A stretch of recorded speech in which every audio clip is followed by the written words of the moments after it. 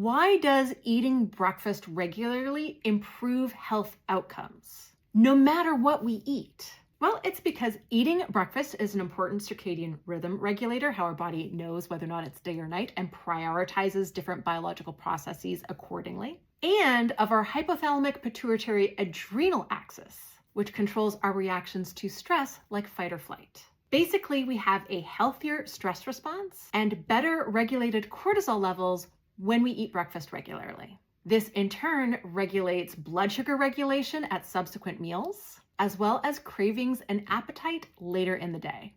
This 2015 study in patients with type 2 diabetes showed that skipping breakfast increased the postprandial glycemic responses to lunch and dinner. This 2002 study showed that people who regularly skip breakfast have higher morning cortisol levels that fall off more slowly than people who eat breakfast regularly. And breakfast skippers had a higher cortisol spike after lunch. This 2015 study showed that females who regularly skip breakfast have disrupted cortisol rhythm, HPA axis overactivation, and elevated blood pressure, even though they had the same levels of perceived stress compared to the females who routinely ate breakfast. Elevated cortisol increases appetite and cravings while making us more disinhibited, meaning we don't have as much control over our eating behaviors. And this 2016 study showed that chronic stress had a major impact on diet quality and eating behaviors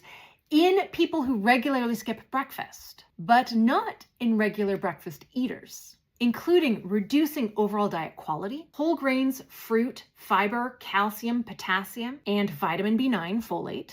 And in the people who regularly skipped breakfast, there was a correlation between perceived stress and consumption of empty calories in general, as well as evening intake of added sugars.